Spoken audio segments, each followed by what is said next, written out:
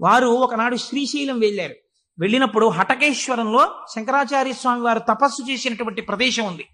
వారు ఆ హటకేశ్వరం దగ్గరికి వెడుతూ ఆ తపస్సు చేసిన ప్రదేశం దగ్గరికి ఒక సంస్కృత పండితుడిని పిలిచి వారు సంస్కృతంలోనే మాట్లాడుతూ ఉండేవారు.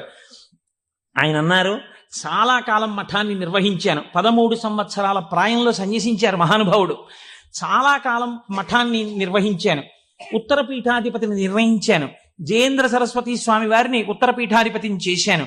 ఆయనకి కావలసినటువంటి పరిణితి ఏర్పాటు చేశాను. నాతో పాటు ఎన్నో ప్రదేశాలకి తీసుకెళ్లాను.